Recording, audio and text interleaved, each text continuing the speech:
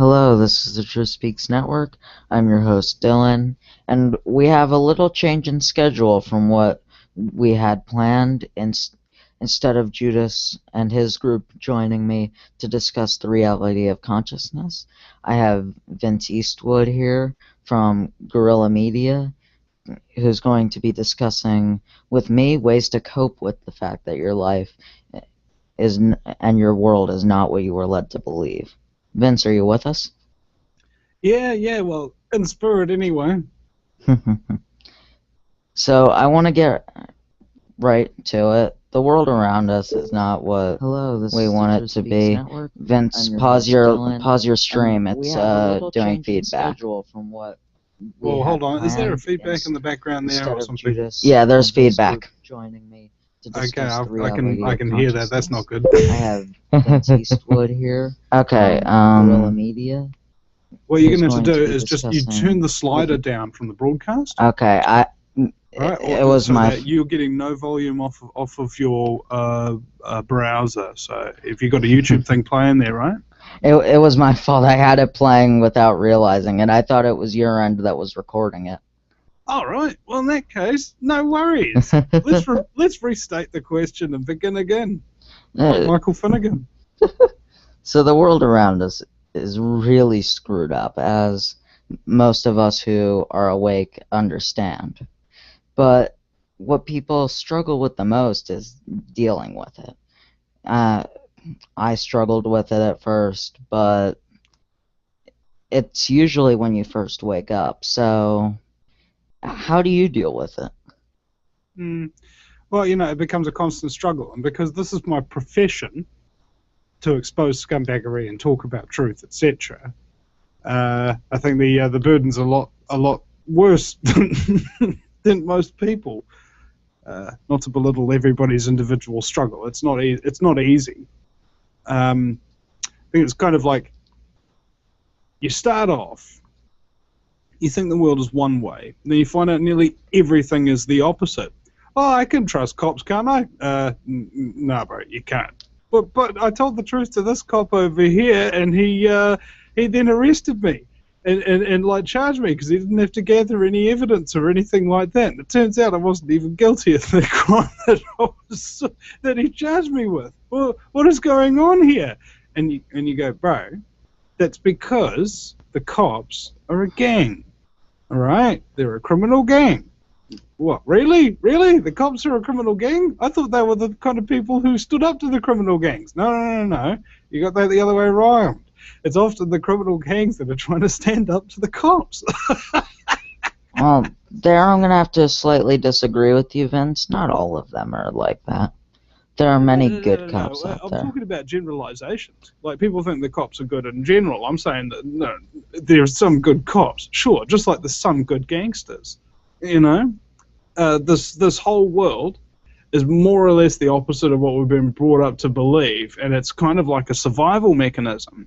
And what I say in private or what I say on radio or anything like that is kind of different to how I react to cops in the street, for example, because right here I'm not afraid to criticize them. When you're right in front of them, they will hurt you if you criticize them. Do you understand? That's the difference. So when you're in front of them, and I've been in front of numerous cops, I've been pushed around for no reason. When I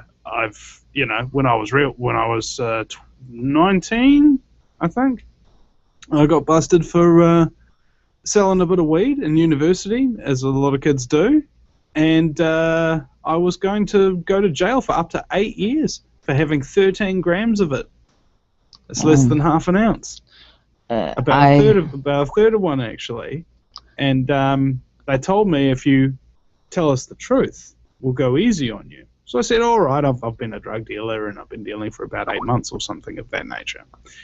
And so they naturally said, okay, thank you very much for your confession. We're going to charge you with selling $40,000 worth of weed. What? It's like, even if you confess to a crime, they still make up evidence. And this is not an isolated case, right? Oh, I know. It's prolific. I interviewed a New Zealand Police prosecuting sergeant, Mrs. Grace Hayden, and she'd been a prosecuting sergeant for 15 years, mate. You know, had kind of like a record of putting people away. Damn good at her job. She becomes a private investigator. And I interviewed her. I asked her about the cops, the New Zealand Police, right? And what her opinion was of them. She said the New Zealand Police is so corrupt that you either will be corrupted by them or you will leave. And I left. And this is kind of what's happening in a very general kind of way across the entirety of society. Oh. There's this inherent corruption in our institutions. It's not your fault that you're born into a slave camp that turns you into a slave camp guard after making you forget that you're a slave in the first place. It's not your fault. And if you can't see the comedy of it, if you can't see the light through the darkness, then you're not coping with it that well. You know? Agreed. This world is not all sunshine and rainbows. It's not all fluffy video games and wonderful movies and trips to the mall. No. This world's actually quite real, and it's quite dark. And we avoid that kind of stuff most of the time for a good reason, because it's painful. It's traumatic to not ignore reality. There's actually parts of our brain that work specifically to ignore reality for us so that we don't get affected by it in the moment. Let's say you've been sent to Iraq or something, and you were beaten as a child, and you're really, really feeling sad about that, and you're suddenly under attack, and you've got bullets flying past you and tracer rounds, and all you can think about, strangely enough, is you getting beaten as a child and how traumatic it was, and instead of fighting back and saving your life, you get killed because you're too busy crying. There's a part of our brain that reacts and stops that from happening in those moments. Unfortunately, that can also cause a lot of tension, because if you have a lot of unresolved issues that you never look at and never eventually resolve, then they continue to get worse, you know, like a cancer. And incidentally, stress and unresolved issues have been linked to cancer. And there are a lot of things that are linked to cancer, the same as chemtrails and GMOs and fluoride. Oh yeah, and it's like there's a who was it? On the weekend, I filmed two big conferences. One was the New Zealand Journal of Natural Medicine launch, and they had 4 doctors speaking about certain stuff.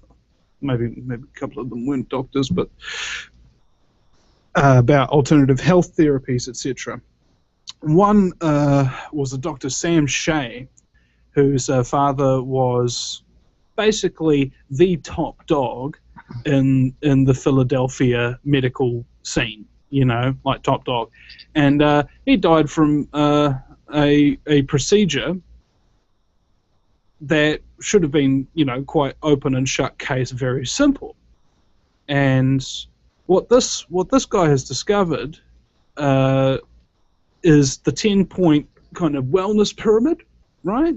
There's all these sorts of habits, inputs, lifestyle choices, and things of this nature, which actually comprise 10 different categories of your life, and each of them have split into like these aspects, you know, like little symptoms and things like that. For example, sleep.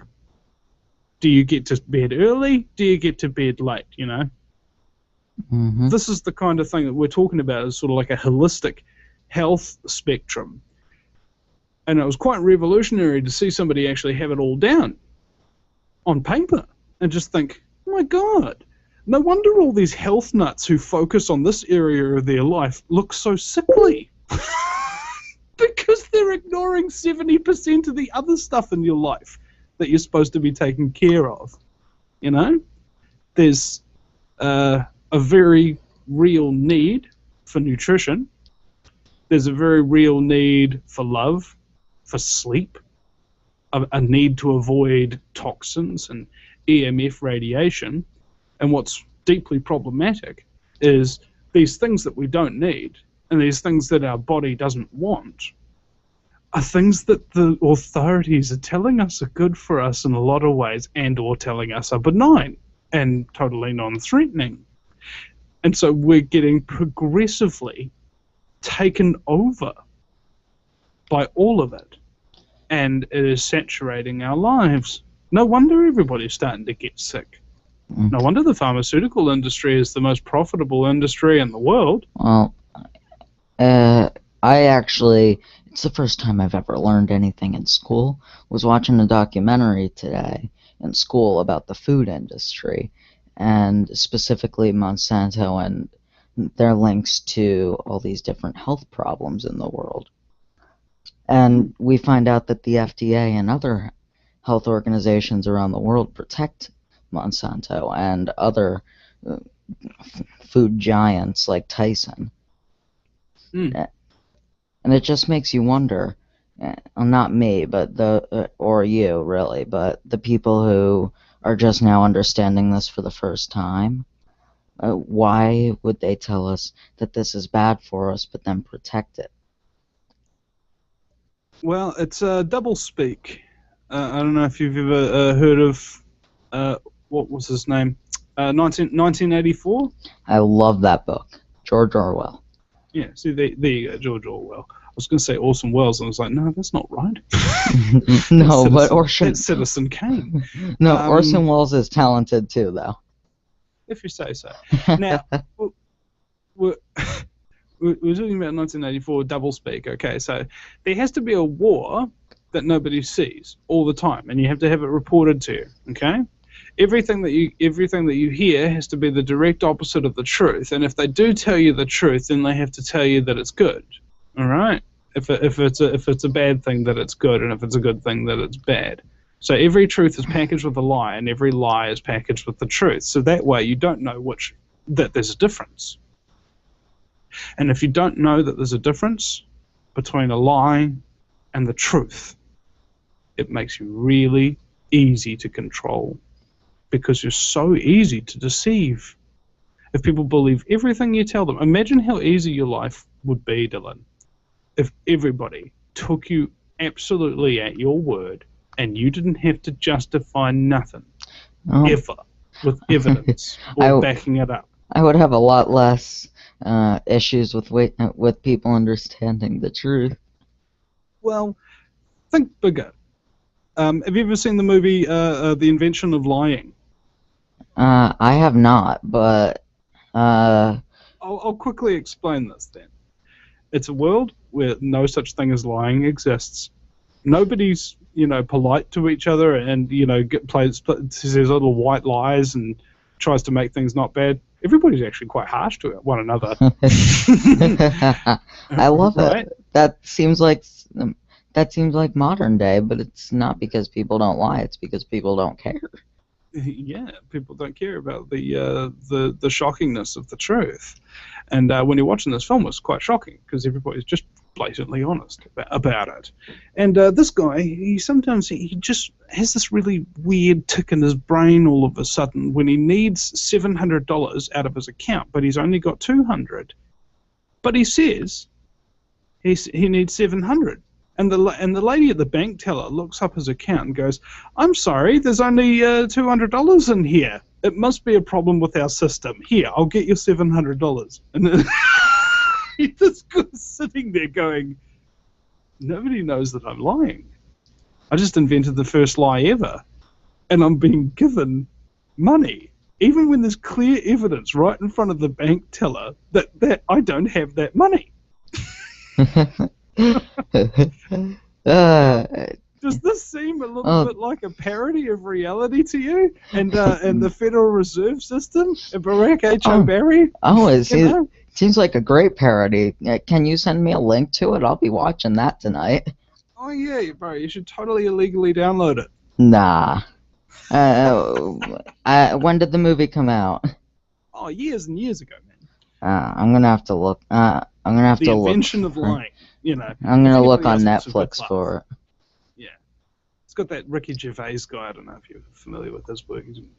quite funny comedian from the UK in The Office and all of that kind of stuff, and made him famous. All right, but anyway, what the point really was about all of this is there's quite a bunch of simple scams that are being run on the entirety of the population, okay, on a constant basis. And as you learn more and more about these scams, you start to see them everywhere, okay? And because you're seeing people being scammed all the time, if you have a conscience, if you're a real human being, you won't feel good about it. You'll probably feel angry about it. You might feel depressed about it after you get angry, and then after it, you learn to accept it. And then after that, you might actually start thinking about doing something about it. Some people jump the gun, and they rush into doing something about it while they're depressed or while they're angry. And they get surprised at just how much they get done, and then they learn to accept it. It works both ways. That's honestly pretty funny. I don't remember going through the cycle myself, but I'm sure I did. I've only been awake for a year, so. Yeah. Well, see, it's kind of like levels of awakening. It's sort of like Freemasonry. You know, you come in and you're like, oh, I'm part of a club now. And you're like, okay, your first degree. Well, how many degrees are there? Well, there's 33. And there's only 99 33-degree Freemasons in the entire freaking world, son. And you go, okay. So you're saying that the vast majority of people who get brought into this club of enlightenment, so to speak, of Freemasonry, the vast majority will never actually reach the peak of this club's publicly noted enlightenment? Yeah, that's right. Most of you will never know what it's really about until you reach that top degree. And only a few of you will. And you'll also be forbidden from telling other people about it. Because even if you do tell other people about it, they won't understand what you're talking about. That's the hardest thing to accept. I don't know. Well, what is acceptance? Could you define the word for me? I mean, as it means for you. For me, acceptance is being able to sit back, look at your situation, and think to yourself, I don't like this, but it's reality. Okay. What you're talking about is not acceptance. What you're talking about is giving up. What I'm talking about is opening up. I never... allowing things to throw through. I'm not saying that this is exactly what you're talking about, but that's what it equates to me, because the same thought has occurred to me, that that's actually part of what acceptance is accepting what you can't change. However, there's different levels to that. There are, in fact, a lot of things we can change about nearly everything. There's this cult now called the New Age cult, whose belief is that what you resist persists, which is coincidentally very similar to the Borg saying that resistance is futile. How did that happen, I wonder? I think that resistance is futile line is used in all the Doomsday movies now. Yeah. And naturally, there's actually a whole bunch of things, because what happens is you get this dichotomy. Now, we're talking about dealing with things and accepting things, right? So, first of all, I had to learn to accept that I'm an idiot in every single way that matters, that I'm uninformed, that I'm ignorant, that I'm full of hubris, and I'm impatient, and I'm flawed, deeply flawed. I need to accept all of these things about myself, and so should we all. Because it's only once you actually really start to accept the reality of that situation, this is what I'm talking about when I talk about acceptance, accepting your limitations. And then, once you've accepted them, you can learn to change them, okay? It's kind of like sprint training. If you've ever seen this study that's been done, Dr. Mark J. Miller or something in Boston, he did a lot of study on the Boston Marathon, and he figured out that there's a reason that marathon runners versus sprinters look like frickin' cancer patients. Yeah. Is because the release of cortisol constantly into the bloodstream when you're doing long-form exercise like jogging eats away muscle tissue. Mm-hmm. There's such a thing as a cortisol injection, but you can't do them ever in the same place because wherever you inject it kills that muscle group in order to harvest energy to send it round to the rest of the body. So as you're long-term jogging, it eats away every single muscle fiber you got. The sprinter, on the other hand, looks like a very strong, healthy person. Yeah. And that's because when you're only running for 1 minute, this is how we used to do it way back in the day. You know, you see a tiger, a saber-toothed tiger coming at you, you run for your life. You ever see a deer stand around stretching, before it runs away from you? No, it just bolts. It's the same thing we're all hardwired to do. And it produces huge amounts of human growth hormone when we sprint for just a minute and then stop. And it massively increases your bulk and your strength because the chances are next week that tiger's still going to be there. And you need to tune your body into it. And this is the same thing that's happening psychologically with people in this so-called truth movement. Is they're trying to get down a methodology by which they can keep up, but at the same time, by trying to constantly keep up, using the jogging analogy, they're eating themselves away. Whereas this sprinting analogy, it's about bursts. One huge burst, and then just stop and rest for a second, and have a look at what you've done. Who am I? Am I still a scumbag? I think I am. I need to do some more good in the world. Mm-hmm. That self-analysis is quite important part of being a truther, because over time, I think I've learned to make assumptions and suppositions instead of looking at the evidence. Like I walk through the door. My wife says to me, "Vinny, there was a car bomb that was going to go off in New York City." And I say, "Oh, don't worry, baby. It's probably just the FBI." Now it turns out it was the FBI, but I didn't look at any of the evidence, so I didn't actually really know. And what this leads to down the track is having arguments with longtime friends over nothing. Because you assume you know what they're up to, when you really don't, because you're so used to operating on assumptions. So we wind up back in that freaking circle.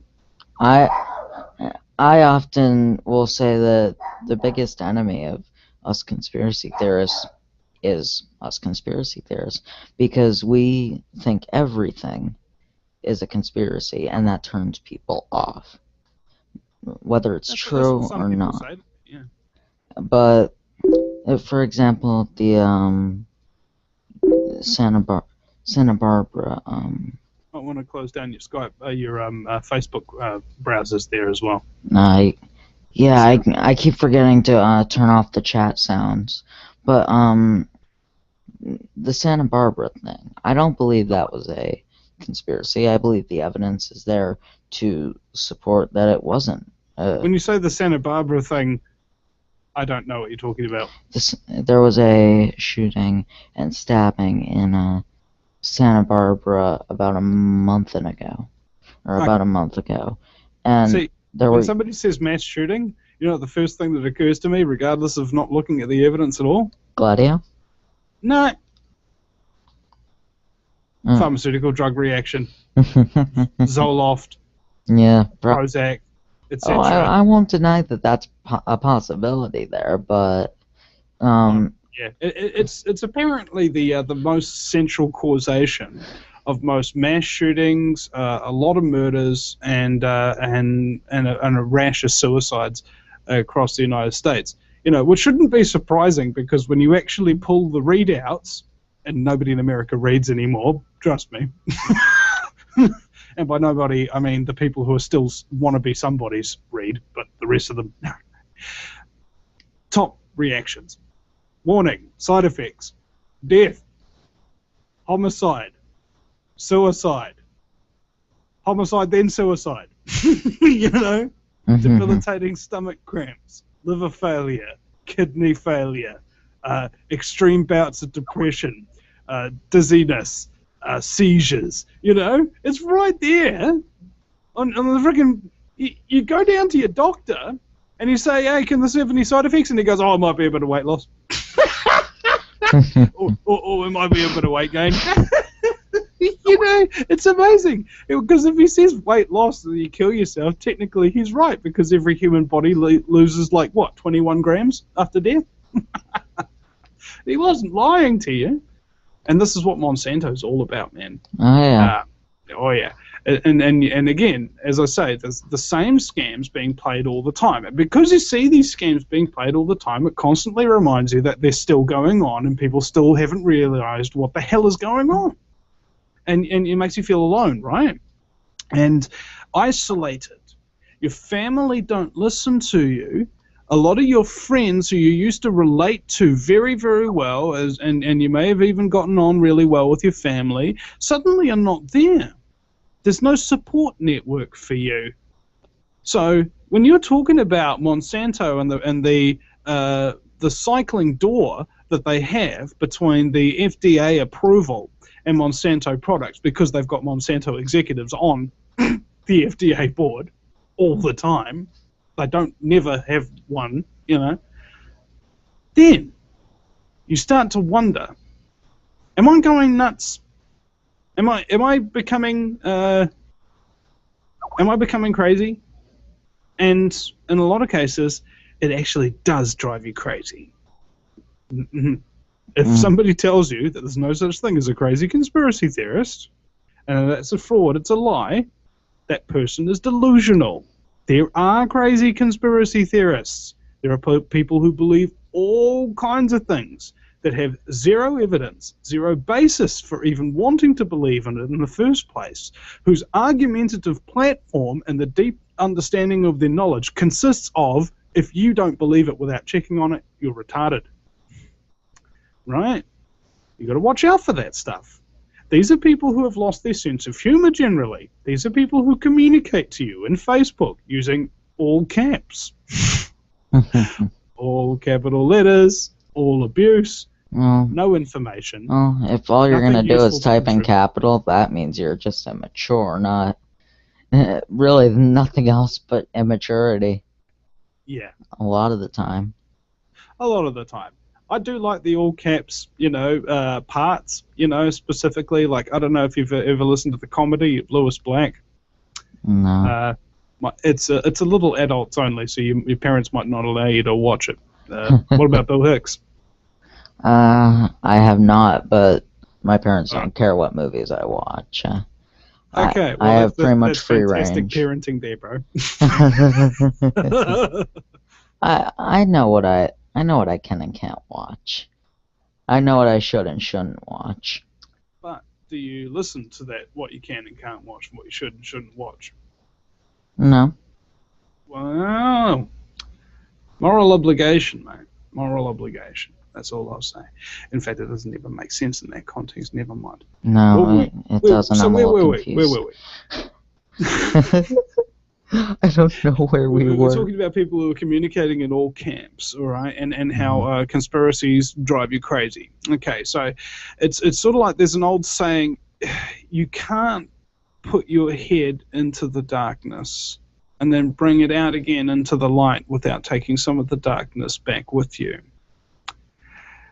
You're talking about things that have changed the world, things that run the world, things that nobody will believe you. Okay? What are psych wards full of? People who are telling you stories that nobody believes. And they lock them up. Okay? Because they don't realize, well, this is some of them. Some of them have... some people are genuinely crazy. Yeah. But what drives some crazy people, generally crazy, into conspiracy theories and get driven even worse off the rails by them. I'm a little confused. Are you calling conspiracy theorists crazy? Hey, aren't we all crazy in a little bit of way? Oh, I I'm know, talking. I'm I'm talking insane, about but these. I'm talking about specifically the crazy conspiracy theorists. There's a section of conspiracy theorists. Some are incredibly reasonable, doctors, lawyers, heads of state, etc., who talk about conspiracies and in a very open and genuine fashion. I call them conspiracy theorists in a positive way, because a conspiracy theorist, in my definition of the word, is a person who believes, absolutely believes, and you cannot convince them otherwise, that there's a group of ruthless criminal sociopathic scumbaggery in control of the world. All right? And that things happen for a reason. There's such a thing as collusion and lies and deception. And there's always something deeper to the story. And on the other side of the spectrum, a coincidence theorist, if somebody believes everything happens by sheer coincidence. No such thing as backroom deals, no such thing as history, context, reason. You know, that's the kind of spectrum I'm talking about. I don't believe there are any coincidences in the world. Well, here's the thing. Synchronicity, do you believe in that? Meaningful coincidence? Can you elaborate more on meaningful coincidence? Well, because I don't fully understand. Okay, let me give me two stories then. I was sitting at my desk. I just finished the show. I hadn't had breakfast, and I was really, really hungry, and I felt like a meat pie. All of a sudden, it's my mate Dan at the door. And he go, Vinny, I bought you meat pie. The other day, I was, well, actually, this was a year or so ago.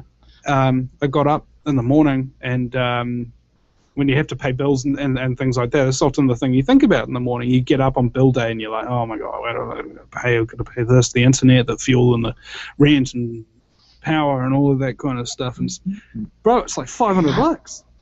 I don't have $500. Go to my computer, check my PayPal donations. There's exactly $500 in there from one listener donated while I was asleep, thinking about it. Well, these are the kind of things, and those are just two examples that I remember quite vividly. It actually happens all the time for me, and it's starting to get a lot more intense recently, where I can, I'll be humming a tune, then all of a sudden that tune comes on the radio, or I'll be thinking about a remake of a movie that I'd really love to see, and then it gets announced a month or so later that there's going to be a remake of this movie launched. You know, I'm starting to have these really strange, interesting connections and coincidences happen all around me, and I think it comes down to interpretation. You know, what does it mean? What does it mean that I'm getting into my car, singing in my head Electric Avenue, and then turn on the radio and the song Electric Avenue starts right away? Completely random, on a completely random channel. What does that mean? Is there any practical benefit to it? Well, of course there's no freaking practical benefit. I believe that... Okay. Sorry, I want to clarify my belief on it. I believe that in a string of events, I'm going to go with a, recently, hope I can find it, but, I'm going to go to 9/11 for this one. There was a possibly controlled demolition. Agreed? Yeah. So, I was just thinking about this last night, synchronistically. Another coincidence, I guess. 2 weeks before, all the bomb-sniffing dogs were removed. 1 week before, anyone who wanted... There were people going in and out of the building, construction crews.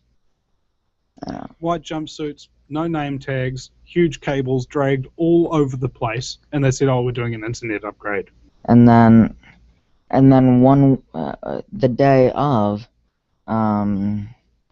people were told to stay home from Building 7 for unknown reasons. People were just told to stay home.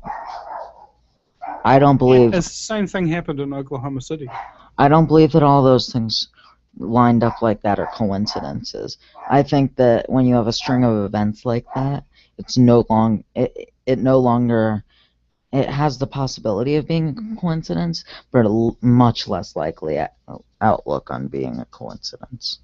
I agree. And what was the other thing I was talking about? It's when things go out of standard operating procedure that you have a conspiracy. Okay, nearly every single bombing that's happened on U.S. soil and whatnot, the authorities didn't act on standard operating procedure. Why every single one of them? You know, why couldn't it just be like one where they dropped the ball, or two, or three? Three, But no, even. no, it's every single one. And if you see that lining up every single time, that every single investigation gets botched deliberately, every single time that there's a bomb about to go off, there's certain people who know about it beforehand and are told to stay away. Why is there always a lone gunman or a crazy terrorist with three names? You know, like Lee Harvey Oswald. A lot of these people. John Wilkes Booth. Yeah, it's strange, isn't it? And basically, because people's curiosity has been destroyed systematically over time, they not only don't hear about that information at all, even if they did, they don't even think about it. It's just like, oh, that's interesting. You know, there's no further thought process. You know, do you have any questions about this? No. I've just told you that your government are colluding to kill you and your fellow citizens as a pretext for then enslaving and then killing you and your fellow citizens over again. I'm telling you that they're currently printing your currency out of frickin' thin air and making you pay for it with the sweat off your brow, which you can't do, so that you'll be perpetually in debt, so that you become a slave and then killed. Okay, I'm not making it up. There's documents, there's people admitting it, There's and bills. everything all over the place. Okay. Go to the bills. So there you are, reciting all these facts and figures, but are you an authority figure? No. No. I'm a Are kid. you a doctor? Are you a lawyer? Are you somebody who's a scientist or something of that nature? Because people have got this thing ingrained into them called the appeal to authority logical fallacy. If somebody's in a position of authority, they must be correct. Right? That's the assumption. And it's totally stupid. The people in positions of authority often have intelligence and are capable of figuring stuff out. But they're not right all the time. How could they be? And you only think about that for just 2 seconds. If all the people that were in power and control were really, really intelligent and totally onto it, and there was nothing for us to worry about, would the state of the world be anything like it is now? If they knew what the hell they were doing, or were doing it for good, benevolent purposes? If people understood what was going on in the world? If the people in power and control actually understood how the world was, were actually intelligent, and running it, with morality and caring for their fellow man as their fuel, rather than scumbaggery and wealth. I believe, and this is my personal belief, that these people in power that are doing this are megalomaniacs. They have convinced themselves that what they're doing is good. The word is megalomaniac. A megalomaniac was Joseph Mengele from World War II, who was the one who experimented on Jews and whatnot in the death camps. Okay. Sorry, I mispronounced the name. That's my bad. But it matters not. But I believe that they think that what they're doing is good and that they are doing things for benevolent reasons, when in reality they are not. When in reality they're hurting people. I believe they've made themselves think that. Yeah. Well, the thing is, you only need to make yourself think that if you have a conscience. I Well, don't believe many of them do. I don't believe many of them do either, but people who started But off good. here's the problem. It's a, what's it called? A psychological disorder called psychopathy. Psychopaths, right? Yeah. And what's interesting is that all the aspects and the personality traits of psychopaths dictate the lust for two things and the fear of two things. The things that they crave are power and control, and the things that they fear are being exposed, and worse, psychopaths, because psychopaths don't play by rules. I mean, Well, they have no rules. yeah, they have no rules. They literally make it up as they go along. They feel. I saw a great thing from the Smithsonian. Here's the emotional attachment. Like, let's say, Dylan, put yourself in the shoes for a moment. Let's say you're walking down the street, like a runny nose or something like that, and you blew your nose on a Kleenex and you threw it in the bin, okay, and you keep walking. On the way to school, or maybe at the end of the school day, do you think about that Kleenex? Do you think what its life could have been like if you didn't blow snot all over it and chuck it in a bin? Do you wonder whether or not it actually had feelings, or if it had relationships with the other tissues in the box? Of course you don't. Do you? No. Okay. Good.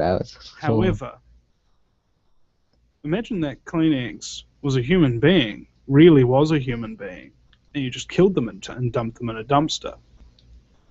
If you were a psychopath, you would have the exact same reaction that you and I would to that Kleenex tissue. Okay?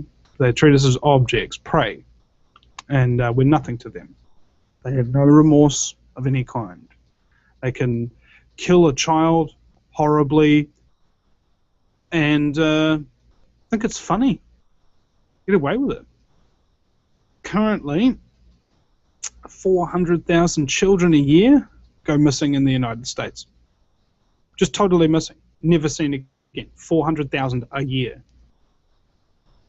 In the United Kingdom, there's 100,000 children go missing every year.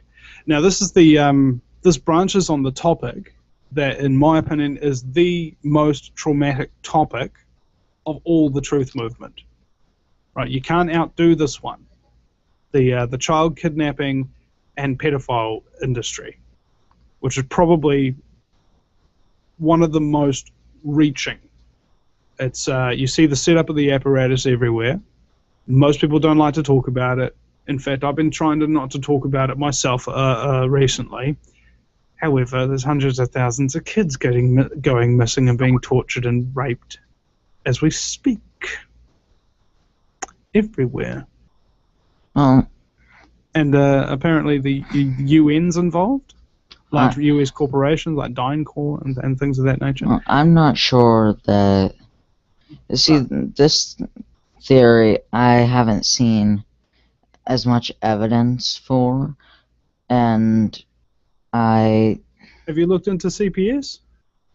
This is something that I'm relatively new to, the movement in general. Trust me, Dylan, if I might say so, don't go into this subject.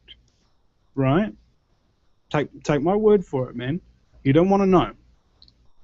You don't want to know. I thought I wanted to know, and I discovered different. I actually don't want to know.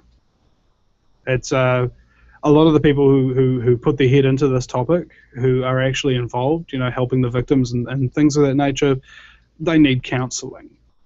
Predominantly, they're damaged.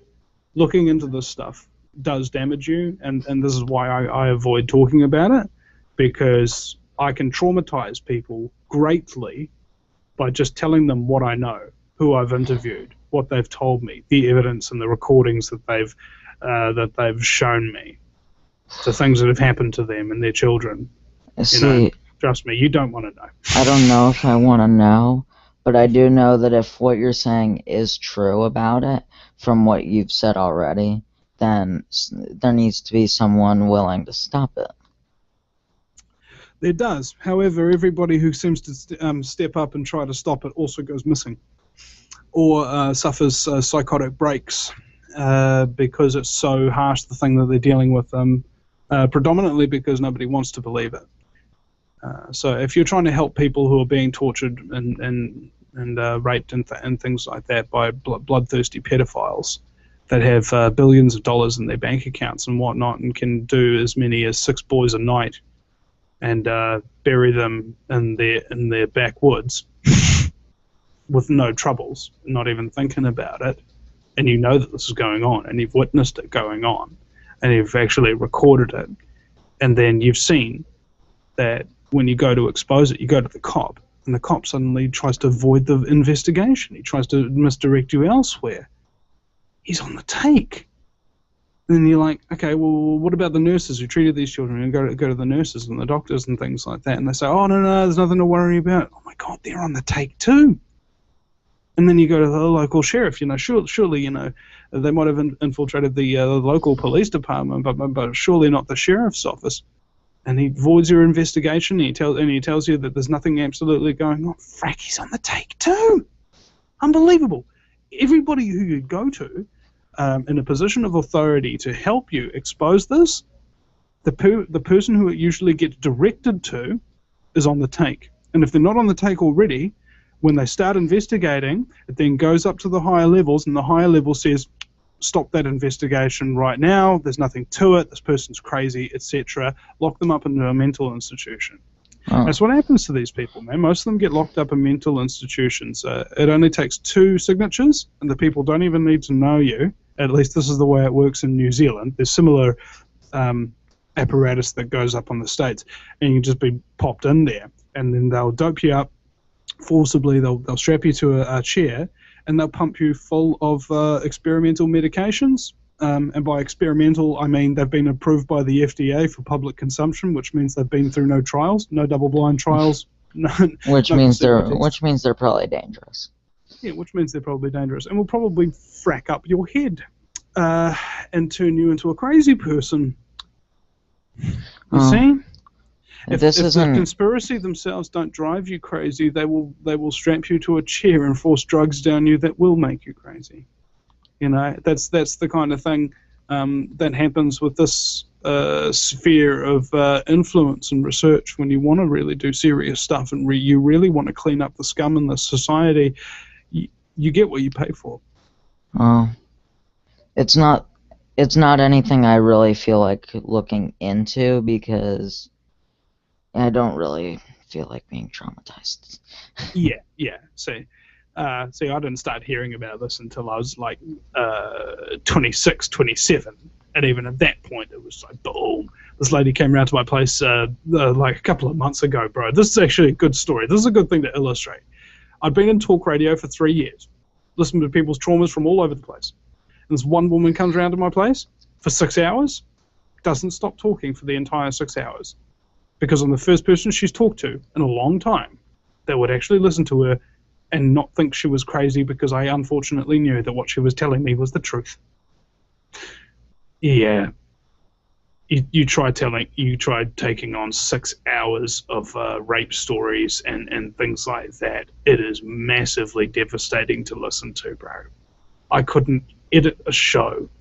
I edit freaking a show a day minimum, doing so for 3 years. I couldn't edit a show for a full 2 months because of that day. Only that one day. It was as if my life and soul had been sucked out of me. That's how painful this topic is. So let's move right along and talk about something a little bit more positive, shall we? I agree. Keeping your sanity, it's imperative that you keep your sense of humor about things. Okay, there's a great scene in the TV series Scrubs, where he says, what was it? You see the doctor in there? He's going to tell that family that their loved one died and that there was some kind of complication, and then he's going to go back to work. Do you think anybody else in that room is going to go back to work today? You see? Mm-hmm. That's why we make jokes, to distance ourselves. That's why we tell jokes, so we can just get by, not because it's fun. Well, sometimes because it's fun. Sometimes you gotta laugh at the pure irony. Yeah, you know. I mean, that's what nanothermite's all about. Laughing at the pure irony. Because you get it, nanothermite creates iron ore spheres. That was a bad joke, but it's still good to laugh at. Hey, see, there's bad jokes everywhere. What was it? Dick Cheney, he celebrates 9/11 every year, bro. He gets a big cardboard cutout kind of the Twin Towers set up in the living room of his cottage, and he gets his family round. He gets some presents and everything. They drape Christmas lights and fairy lights and artificial explosive damage and things of that nature. Little plastic decorations all over the tower.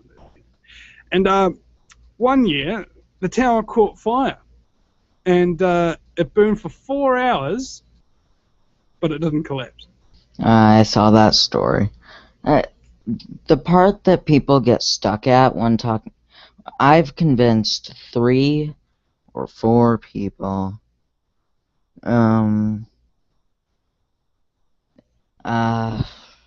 Shoot, I lost my train of thought. Trying to convince people that 9/11 is an inside job? I convinced people that the buildings couldn't fall alone. They had to be aided. The problem people have is when I tell them who helped bring them down. Yeah. It was Bush. It was all Bush. No. No, There's actually 3 people. 3 people had the authority on that day to make that day happen. Secretary of Defense Donald Rumsfeld, President George W. Bush, and Vice President Dick Cheney. They're the only 3 people with the clearance. They're the only people that could have called on the war game, the big NORAD war game that they were doing at the time. They could have called it off if they wanted. They didn't. They're the ones who didn't scramble who could have had the authority to not scramble the jet fighters to intercept and maybe send them in the opposite direction to the actual hijackings. There's all sorts of high-level interference if you look into the 9/11 story, folks. So, here's a question: what do you hope to gain from it? What do you hope to gain from it, really? And unfortunately, the answer is the people perpetrating the crime don't actually stand to gain a whole lot. Here's the question. And that's where I think you're actually wrong on that one. Well, can I finish? I apologize. Go ahead. The ultimate question is, what would they stand to lose if they didn't do what they were told? Can I counter a point that you were making about they wouldn't have much to gain? And I'm not saying that they had nothing to gain. I'm saying it's not a whole lot when you compare it to they would lose their lives if they didn't do it. That was the point I was trying to make. Okay. Yeah. Sorry, I misunderstood. I mean, Bush now has a giant ranch in South America or something like that. All the elite are getting the hell out of the States. There's a reason for that. I would. It's because they're imploding the country. They're sucking it out. Like a Hoover. I would try to get out of here too if I had the capability. You know what? I've found something as interesting. We were talking about synchronicity before. I've talked to a number of people just this last week, bro, like coincidentally, who have traveled all around the world with nothing. Like literally, they just decided, oh, I'm going here, and then all of a sudden all this stuff comes up, these people turn up, they stick their thumb out and they happen to be going in the same direction or whatever. Turns out whatever you really want to do, if you're actually really totally committed to it and you really don't have much of a choice, somehow the universe just goes, I might as well get out of his way. So if you really want to leave the States, man, go Mexico way. Or actually, Canada would be closer to you, wouldn't it? Yes, Canada would be closer. Okay. Canada is actually Canada and Australia are 2 places I want to visit, but Australia wouldn't take me. Australia wouldn't take you. No, I have a physical. I'm wheelchair bound. Oh, okay. I can't move my arms or legs. Holy cow, man! I had no idea. How long for? Since birth? Since birth. I haven't been able to move since birth. Well, that's unfortunate. It is what it is. Got to make the best out of it. Yeah. Well, see, I can still move my arms and legs, and I'm talking about like trauma and pain and suffering and all of that kind of stuff. And this comes to another important realization about how I know nothing of pain and suffering. I know nothing of inconvenience, but it's usually by comparison. It's kind of like when people see, what's it called? They see starving children in Africa on the television, and then they turn off the television to make the starving children go away. Doesn't work very well, does it? Mm-mm. Because when you close your eyes, can you move your arms and legs? In my dreams, yes. You can do it in your dreams? Mm-hmm. Is it a joyous occasion, or is it a regretful one, a lamenting one? I don't remember. Like, is it sad when you wake up kind of thing, but you don't really remember? I don't see it as a bad or good thing, honestly. I see that there's a lot of advantages to my physical limits. There are a lot of advantages, but there are limitations. People look at me differently. I don't see that as a good or bad thing, but I can't go out and protest like I'd want to. I'd want to be out there doing something, but I also see it as a good thing because I don't really know if I'd be as smart as I was if I could go out and if I could really go out and see the world like most other people. Because you wouldn't be stuck at home, basically forced to absorb knowledge. Right. Yeah. Well, I think that's something that happened to me, like after I had a couple of jobs go south on me. Like I was really, really good at my job, selling stuff to people, right? And the bosses were just scumbags, more or less. They didn't care about me. They didn't care about the customer. They didn't care about anything. They didn't care about anything but themselves. And that's business. Yeah. No, that's psychopathy. Psychopaths cluster in business, media, politics, law, religion, and medicine. Those are the main control structures of society. Yes. See, I'm religious. I use it as a way to explain how I've lived through three near-death experiences, and one that continues today. Now, do you believe in the power of Jesus Christ? Because I do. I do as well. But why do I believe in the power of Jesus Christ? Well, because the alternative is somebody telling me that there's a consequence. No. That's not the reason. There's a good reason for it. It's because when I'm down in the dumps, really, really down in the dumps, and I know that there's nothing there to help me or to save me, I call out the name, and it makes me feel better. It really does. I actually feel physically better.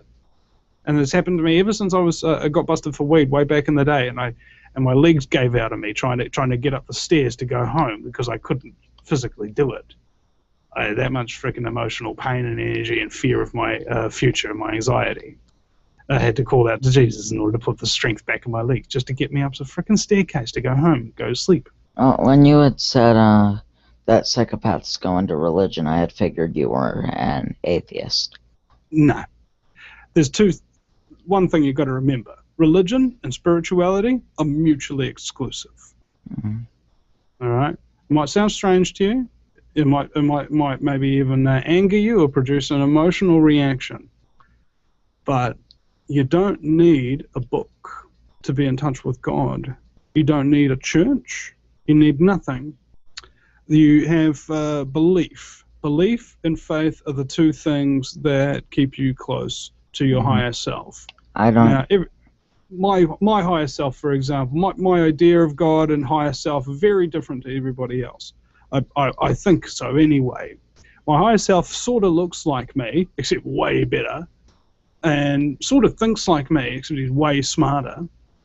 sort of feels emotions like me and sees things a little bit before they happen, but way meta. Like, he's kind of like a super me. In every way that I am, he's taken all the flaws and totally make them perfected, right? This is what you call your higher self.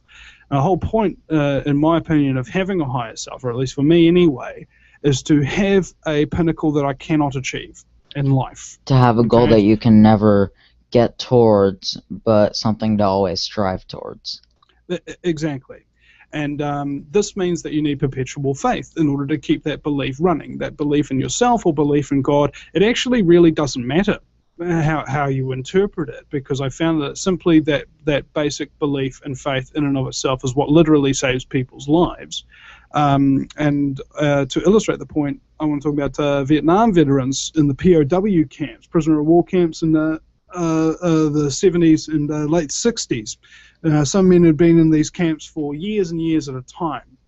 And what they found, interestingly enough, is that every atheist died in captivity, and very few of the ones who had strong belief in Jesus or other religions died. All right? Because when an atheist is locked alone in that cell with no hope of rescue, he's alone in that cell with no hope of rescue. If you believe, you're never alone, and you're never without hope. It's a fact that those who believe that there's something out there waiting for you or after you die, or believe that there's someone that is always trying to make your life better, they live longer because they have more hope. Now, if you want to keep talking about that for a moment, I've got to go take a quick wiki leak, and I'll be right back. Okay.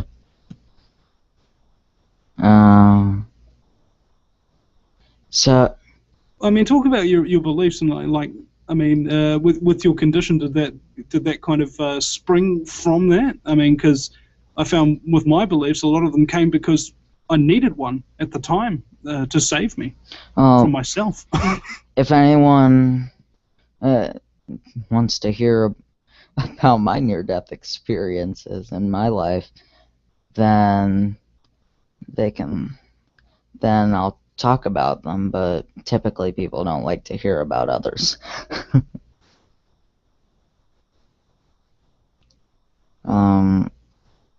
Just type in the comments section if you want to know what led me to my beliefs, and if you don't, then I will figure something out to talk about, or maybe put a topic in the comment section, and when we get back, I can see if Vince wants to discuss it with me. So, if anyone is still listening, and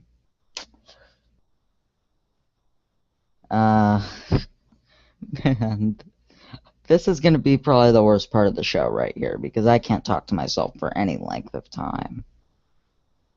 I'm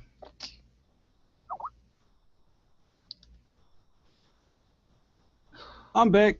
Thank you. Thank you, God. Sorry, did you just wonder where I went for a moment? Kind of, but I was sitting there not knowing what to talk about, because typically people don't like to hear about other people. I don't think so. It depends whether or not those other people are interesting, and they're more interesting than themselves.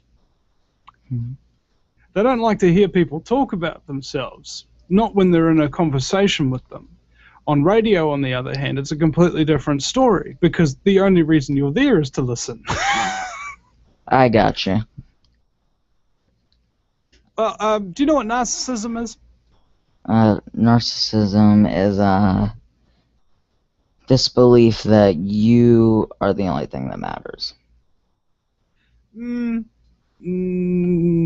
Sort of. Well, you know what psychopathy is, not caring about other people and being totally full of yourself? Narcissism. Right. No, not the same thing. Really? All psychopaths are narcissists, but not all narcissists are psychopaths. Okay? You ever heard of Muhammad Ali? I have. I'm the best in the world. You will be looking up at me from the floor. All right. Is he Narcissist. uh, is he full of crap, or is he just that good? He's just that good. All right. Is he bragging about himself? Sure he is. Does he have reason to brag? Sure he does. Narcissist. What you call a benign narcissist. Somebody who has many of the same traits and characteristics of a psychopathic narcissist, but none of the drawbacks in personality that would actually make them hurt other people or feel good about that. And in fact, Muhammad Ali went from being heavyweight champion of the world, and he spent the rest of his time doing charity, with all his money and everything. Doesn't sound terribly narcissistic, but actually that's what a narcissist generally does. And same with Bruce Lee, helped a huge quantity of people understand deep amounts about training, spirituality, martial arts. Really gave the Asians in America actually something to look up for, something to strive for, because before Bruce Lee's time, when he was a boy and everything, Asians were seen as very second-class citizens because there was no real Asian heroes at all around at the time until Bruce Lee came along, and he changed everything. He made everything better for everybody, and that was his intention. He was a narcissist, you know. Hmm. That's the thing, and I'm one too. And one of the things about narcissists is that we like to talk about ourselves. We like to hear the sound of our own voice. So naturally, I got into radio, and it's about having a real strong belief in yourself, but also having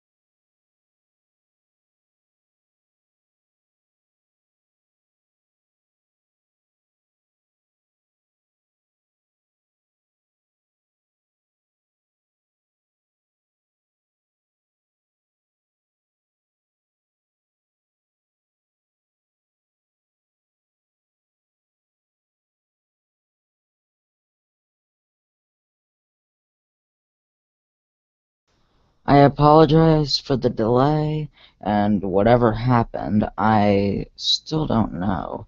But we are back and we are live. Vince is still with us, I believe. Yeah.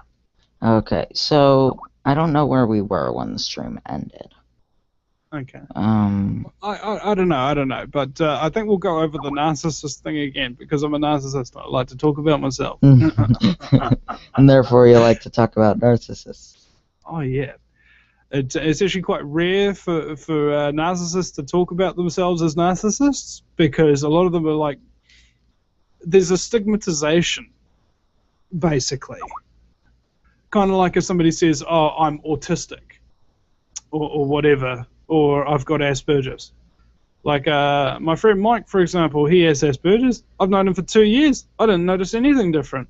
You know, it's like somebody labels you with something and they say that it's a bad thing. It's like, well, actually, some of the things.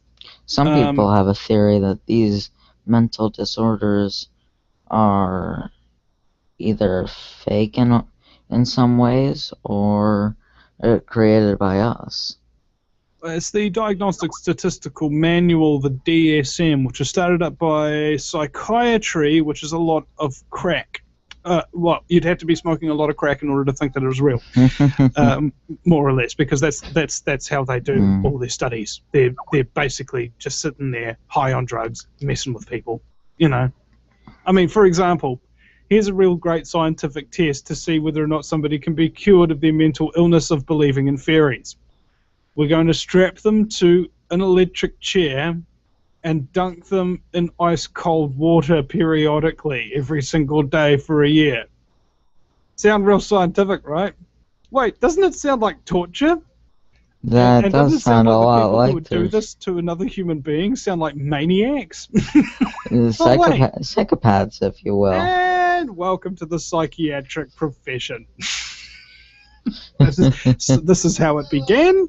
And it now is continuing in much the same way, except instead of dunking people in cold water to torture them, you give them a drug that is a hell of a lot more effective. So that way they can torture themselves, and all you have to do is remind them to do it several times a day.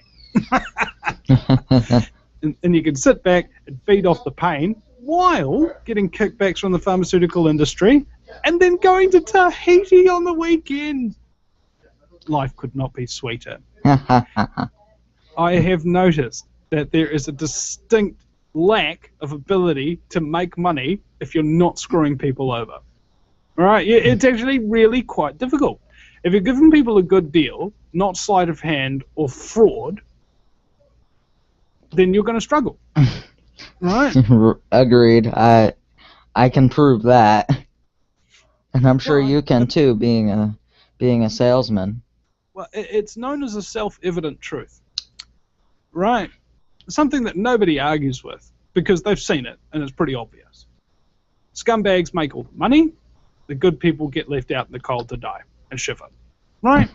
and even now, when a pastor or a priest or something of that nature goes to under a freeway underpass to give food and water to the homeless people there, who used to have jobs, who used to have homes, who used to have families, who now live with their own family and kick them out because they couldn't afford to feed them or something like that. Those pastors and priests are now getting fined by the cities that they're doing this in because it's illegal to feed the homeless. Yeah, that's a bit insane. No, it's not insane. It's psychopathic. Psychopathy makes sense, but you have to be crazy in order for it to make sense, yeah? You have to be a psychopath. All right, so imagine for a moment that you're a ruthless criminal psychopath with more money than God, and you wanted to create a system by which the world would work. Don't you think the way the world works now is exactly what that system would look like? Yes, entirely. And that's because psychopaths control the world. It's not like one psychopath in the top center and he controls everything. It's that the system is hierarchical. Every system is hierarchical. Doesn't matter whether you're a politician or a journalist or a gas station attendant. There's a hierarchy. The fresh meat comes in, and then they get chopped away and chopped away and chopped away and chopped away until there's only a few left right at the very top. And I use the analogy of the stagnant pond. Where do you locate the scum in a stagnant pond? It's right at the top, isn't it? And what does scum do when it covers the entire surface of a pond? It chokes out all the light and nutrients of the sun to everything beneath them, and they wither and die. See? Works, doesn't it, as an analogy? That's what these things try to do. And because I'm a narcissist, I know a hell of a lot about how these people think about themselves, because I think about myself much the same way that they do, except I've got guilt. I've got remorse. You've got a conscience. I've got a conscience. I've got humor. I've got creativity. I have a lot of strengths that they do not. They would say that these things that I have are weaknesses. I would say that their lack of empathy, their lack of humor, their lack of creativity are their greatest weaknesses. Right? And it's kind of like a war between benign narcissists who are great leaders in most cases and really, really care about their people. Usually they get assassinated.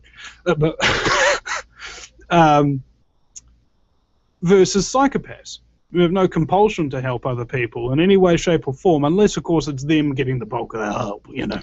It's like, we'll donate to this and everything. It'll be great. But how many people did you actually help after all of those donations? Well, all the tax-free foundations got a cut. Well, hold on a second. How many people do they help? Well, the people on their payroll. And how many people do they help? Well, basically nobody. Okay, so you just had like a 9-way filter feed of donation money where a whole bunch of people get to clip the ticket and nobody who you're saying you're collecting the money for actually receives any benefit from it. And you can live with yourself? Sure I can. You can sleep at night? Sure I can. How can you sleep at night? Well, because I'm a psychopath. I mean, when you go to sleep at night, you people with a conscience, you stay up and you think about things, things that maybe you regret, or things that you maybe wish to do better in the day, or things that you're dreaming about, or whatever. I don't. Can I use that as the... Head's out as soon as the head hits the pillow. I'm talking as a psychopath. But anyway, go ahead. Can I use that as my excuse, as that's why I'm not sleeping at night? Sure. You can use any excuse you want, bro. if you believe it, go for your life, son.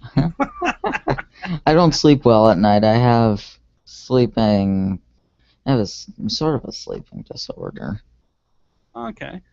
Well, I'll actually send you a link, and this will be a good thing, because that video I told you about the health thing I filmed on the weekend earlier on in the last segment by Dr. Sam Shea. He actually used to suffer from chronic insomnia himself, and he's just when you've been doing this a long time, you might find out, you might not, because most people who get into talk radio fail within the first month or so. It's not an easy industry. It's probably one of the hardest jobs that people will do. You have to have the kind of right mindset. More or less, you just kind of have to be a bit of a know-it-all douchebag. I mean, if you're a know-it-all douchebag, you'll make a really good radio show host. I mean, really. Oh, then I'm too nice. No, but even nice people can still be a bit of a know-it-all douchebag, you know what I'm saying? It just has to be part of your raft of personality traits. Like, I'm a nice guy, I'm a philanthropist, I'm a genius, and I'm a know-it-all douchebag. You see how they work?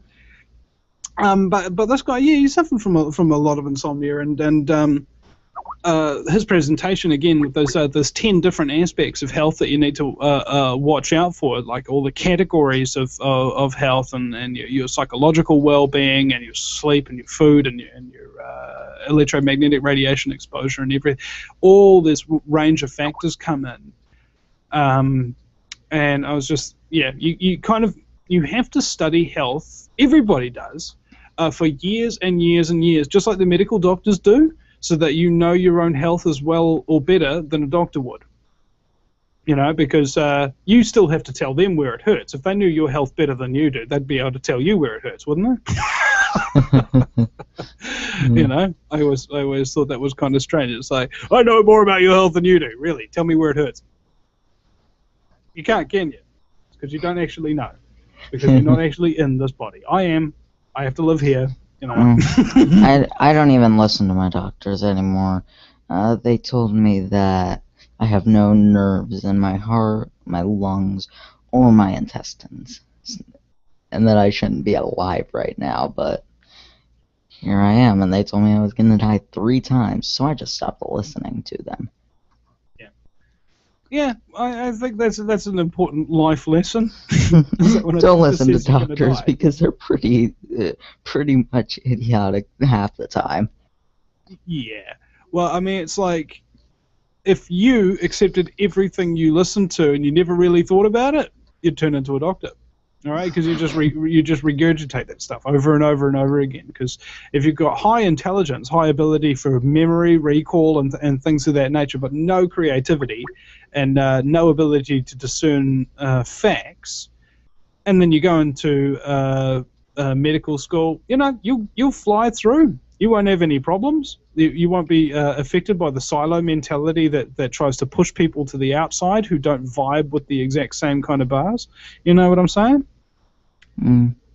Kind of. Well, it's kind of like you can tell a doctor something, and this isn't all. This is just some of them, the really, really brainwashed ones. You can tell them something as simple as having good nutrition will prevent disease, and they won't believe you, and they'll call you a quack. Okay? Now, incidentally, these are people who've taken the quote-unquote Hippocratic Oath, which is, of course, done by Hippocrates, who was incidentally a naturopath, nutritionist, chiropractor in ancient Greece. And what do medical doctors all say is quackery? Chiropractic and naturopathy and nutrition? What don't they teach in major medical schools now? That are all funded by Rockefeller drug companies and whatnot? Yeah, that's right. They don't teach nutrition. Why is that? You know? They don't. I stopped listening to nutrition specialists. Yeah. Quote unquote. They told me that I should go on a feeding tube because I can't eat. And 15 years later, I am told I eat too much. Yeah. Well, there's organic, a lot of organic growing methods and things of that nature. I mean, I'm not sure if you're capable of getting around in the garden and growing your own fruit and vegetables and things of that nature without the use of arms and legs. But I've known a lot of people personally, actually, who've had 3 months to live, 6 months to live, or saying we're going to have to cut out your everything from your throat down to your anus. Basically, you're just going to have a straight tube. You're going to have no digestive system whatsoever. And they're just like, frack that. I'm not listening to these people who want to cut me up and use me for some kind of experiment. If they're going to put me on a tube for the rest of my life, what's the point in living? Exactly. So he gets out in the garden and he's suffering like huge pains all the time. And he's still out in this garden. He's still working at this stuff and he's still eating the food. And then after a while, the pain starts to go away. Then it goes away completely. And keeps eating the food and keeps eating the food. Not only does the pain go, but he starts to actually feel something he haven't felt in his entire life. At the age of 11, he felt happy. He felt rested. And the doctors would have killed him had he listened to them. And now he's a filmmaker, made a whole documentary about health called Real and Raw. It's produced by my former producer, somewhat fabulous Mitch Santel. You know, it's amazing what happens when you stop listening to authority figures, isn't it? What you can achieve. Because all these rules and everything that they follow, they seek to do one thing, suppress creativity. All right? Now, they have to suppress your creativity and tell you that stuff isn't possible because they haven't got any left. All right? It destroyed theirs, and now they need to pass it on and destroy yours because they don't really have much of a choice in the matter. And that's kind of what I've found is Loved. the real thing that you need to be looking for anybody that you trust or care about, or anybody that you hold as a close friend. Do they have creativity? You know, are they genuine? Are they just hamstring me and BS me one day? And it's really actually, as simple as that sounds like, it's actually quite difficult because specifically psychopaths know what those people sound like to people and are really good mimics. So you'll know a psychopath for 10 years. You'd think he'd be your best friend. And then all of a sudden, he destroys everything in your life. For no reason. Out of the blue, completely. You're like, what the hell? That's what psychopaths are like, man. They're total infiltrators.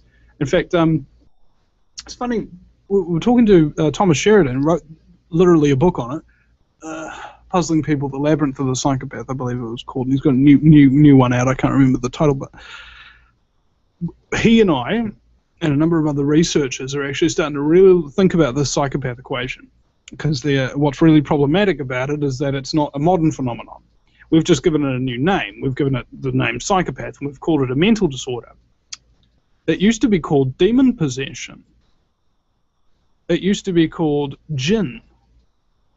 It used to be called black magic. These kind of things. They used to be called archons, controllers. They used to be called snake demons. All of these things that mythologically are out there have been described, and interestingly enough, all have the exact same characteristics, the same behavioral patterns, the same obsessions, the same desires, and the same fears as psychopaths. Well, the argument that people would use, and I like mythology. I'm pretty much trying to play devil's advocate here, but the argument people would use in that situation is these demons are these mythological demons. I'm really losing my train of thought here. I'm sorry. Don't worry about it. I'll make your point for you. You know Ted Bundy? What would you call him? I don't. A monster. He's a monster, right? I don't really know him.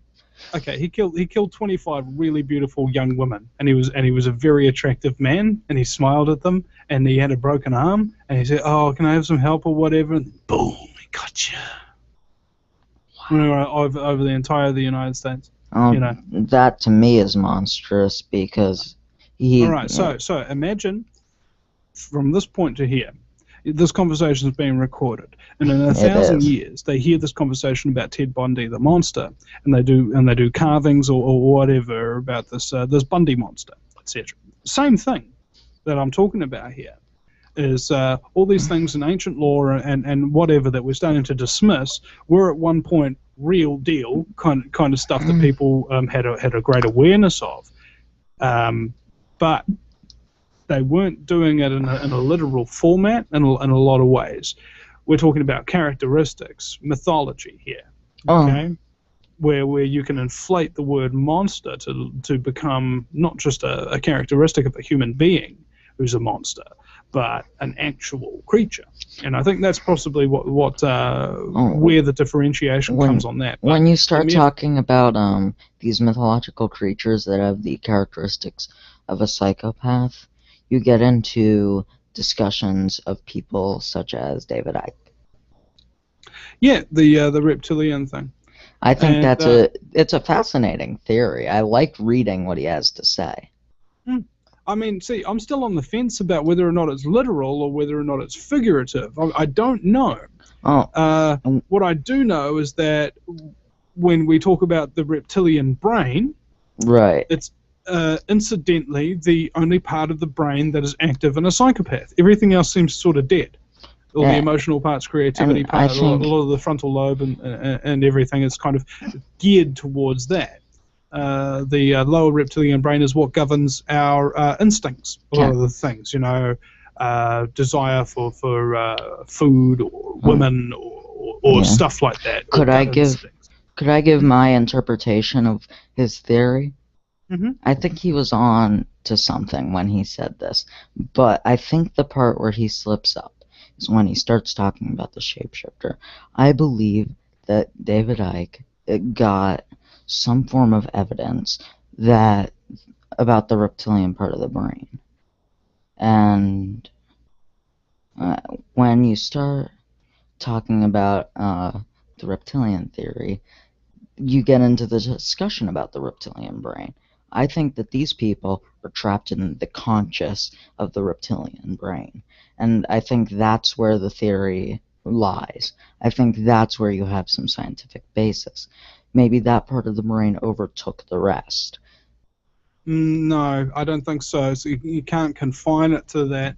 There's a lot of other aspects to psychopathy that are, for lack of a better word, mystical.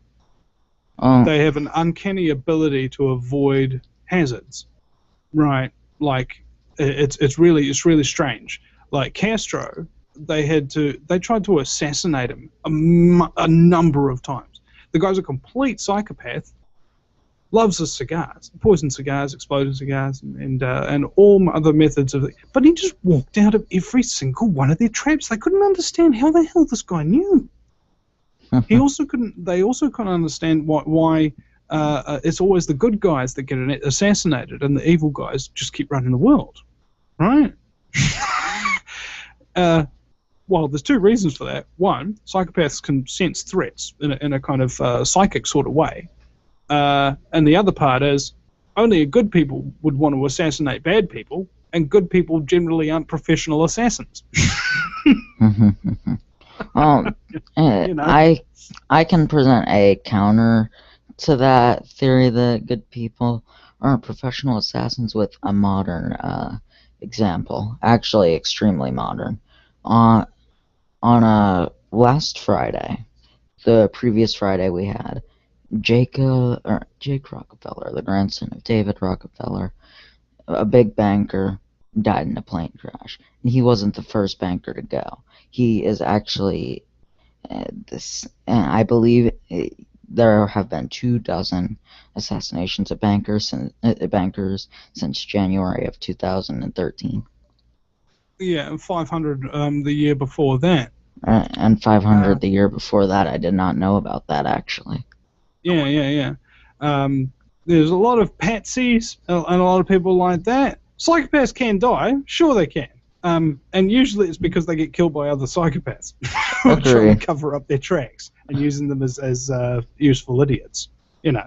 Agreed. And as I say, these are just general ideas. If you want really specific things, like total specific, incorruptible, this is the 100% truth from me, you're probably not going to get it, because I honestly don't know. This is only I've only talked to the top researchers in the field on a personal basis for hours at length, and that's all I know. Some people think that sounds like a lot. I think it does, but it doesn't mean I know everything. No, there's no way to know everything about a topic. You can only know if you talk to every professional in the field. I'm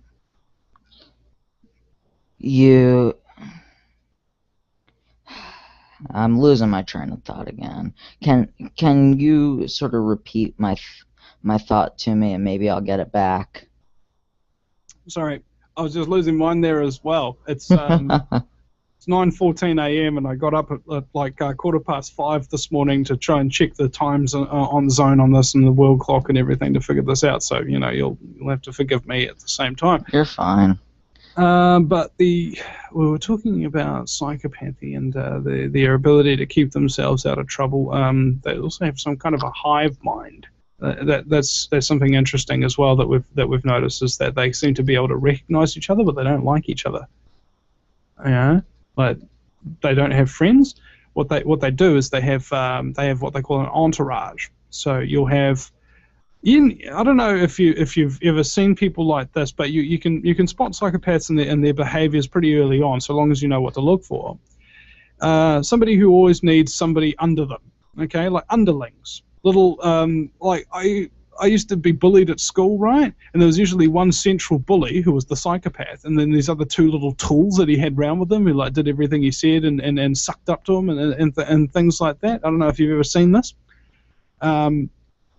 but that's kind of how they work in the real world. How many people do you normally see with the average presidential candidate walking around all the time? Heaps, man. He's got like a whole motorcade. He's got all these advisors. He's got staff. He's got bodyguards. He's always up in front of the crowds, getting all this attention and that sort of thing. Mate, ideal position for a psychopath, you know. And they'd love it. They need it.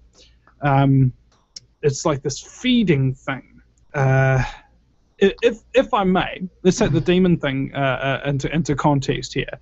Let's say it feeds on fear, like literally, the human mind, when you're feeling afraid, emits certain frequencies, and so some people are saying that there's this extra dimensional thing. I'm not sure how I feel about it, but this is just what some people have said.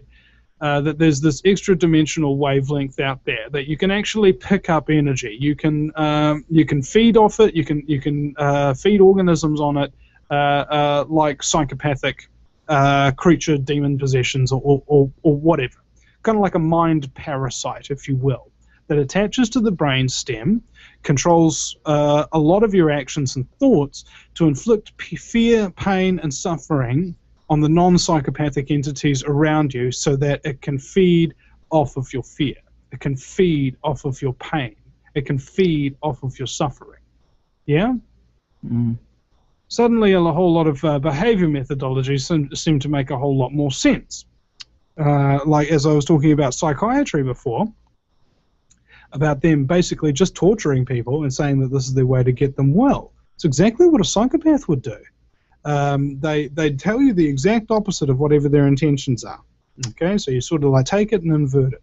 So if they say they're here to help you, they're here to hurt you. If they say they're here to sort out your problems, they're there to make more of them. If they're here to protect your property, they're there to take it from you. That kind of thing. If they say you want to invite me in because I'm going to be a good house guest, don't invite them in. They're not a good house guest. You know, that sort of thing. They do the opposite of everything. If somebody has to justify themselves to you, then chances are you're gonna regret helping them. Yeah, and here's the thing: don't be a sucker. All right, and it works both ways. Don't suck off of other people if you're not a beneficial parasite like me. I do suck off the community and ask for donations and things like that. I admit that.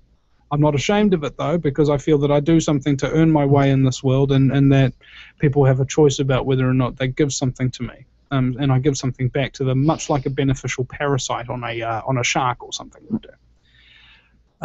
So I try to look at myself in the worst ways possible, and then try to justify them from looking at it from a bad angle, rather than looking at myself in a great positive light and then just saying, "Oh, aren't I great?" and not even questioning myself. You know. That's a problem a lot of people don't work out, which is a stupid thing. It's just quite simple, you know. Think of yourself in the worst possible way, and then try and figure out how to live with yourself. And you go, oh, I'm not actually that much of a douchebag. There you go, son. You're sweet ass. Now, I was talking about with in terms of psychopaths and what have you, in the spiritual aspects, la la la la. Yeah, just sounds a whole bunch like repeating the whole old school thoughts of angels and demons to me, you know, and or the Greek philosophy of Zeus and Hades. Yeah, and you see the same paradigm. It's just the exact same story over and over and over again. So somebody asked me the other night, you know, what kind of revolution do I want? And I said, I don't want a revolution, because the word revolution means to go in a frickin' circle. I want to break the cycle, you know. I want something new. I want something that hasn't existed before. Imagine a world, a technologically advanced, deeply spiritual, caring, loving world, where that would be psychopaths something. are kept from positions of power, are kept from the limelight, so that their fear and the pain and the suffering and the deception that they feed off will no longer be a food source, and they'll all die off. So one person said to me, he says, you put a psychopath on a desert island alone with nobody to subjugate, he'll die. Parasite literally dies. It can't support itself without causing pain, fear, and suffering. And I was like, whoa, it's kind of freaky, don't you think? Sorry about getting all deep on here, but, this is... this is the kind of show I wanted. Yeah. Because I don't know about you, but I've got pride and I've got hatred. These are two things that I don't see a particularly positive aspects of myself, but I still got them. I don't have a lot of pride. I try to keep it out because it just clouds my judgment in the end. Yeah. Well, see, I'm only proud of things that I can actually point to. So if somebody says, "Oh, Vinny, you haven't done anything from the fluoride movement." Actually, I have. Here's this presentation over here by Dr. Paul Connett, who told me it was the best presentation anybody's ever edited for him, even better than the Alex Jones interview that he did that has 48,000 hits on my YouTube channel from New Zealand. Okay? See, I've got something to point to. I've got some evidence of the good that I do. And I'm proud of these things that I do. And I don't see that as a bad thing. What I do see as a bad thing about being proud about stuff is not being prepared to take criticism. I'll take criticism, but as long as it's criticism, not abuse. And I've learned to differentiate because, as a fat kid, you cannot go through high school, anywhere in the world, as a fat kid, and not go home with a head full of abuse and knowing what abuse sounds like, knowing what it feels like. And so when you get that kind of stuff off of people on Facebook comments, YouTube comments, or anything like that, there's a little SpongeBob picture with a rainbow between his hands just going, "Block, and the scum is gone." Yeah. Just get out of my way. Because, look, at the end of the day,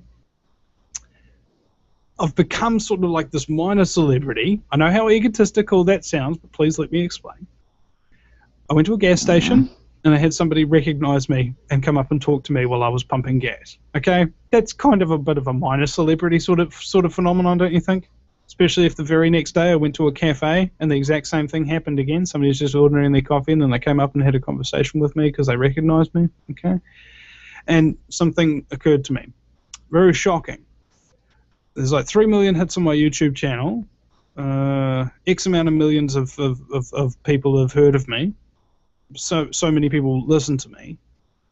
However, the awareness of each other doesn't go both ways, does it? The amount of people who know my name does not equate with the amount of people who listen to me for whom I can know their name. Okay? So is there a Trisha out there? Is there a Sadie? Is there a Sarah? Is there a Bob? Is there a Parker? Is there, there's so many other names. I only need to, and they only need to remember one. If they want to remember my name, it's Vinny Eastwood, which is, pretty easy. Eastwood, like Clint Eastwood. Vinny with a Y, because it's the most important question. When I told somebody I was doing a show with you, they asked if you were related to Clint Eastwood. Yeah. Well, according to my mother, I am like I don't know, some kind of like cousin's fifth removal. So I don't know. My mate James Wright is going to help me out with the genealogy thing online that he did, and it turns out he's related to every single freaking elite member of a Bilderberg group that you've ever conceived of in your life. Very scary. It scared the hell out of him. Scared the hell out of me. Or there's the possibility that he's insane.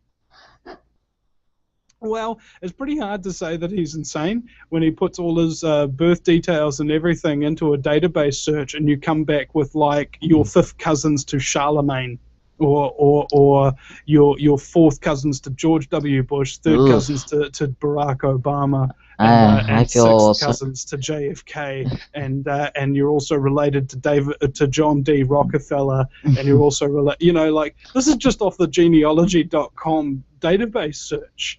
I'm a little scared for him, honestly. I mean, I wouldn't want to be cousins with George Bush. Oh, yeah, well, here's the thing, bro. everybody's related to a whole bunch of people more than they think. Yeah. I would hate to be cousins with George Bush. Yeah. Well, imagine this. Imagine for every bloodline there's good and bad DNA.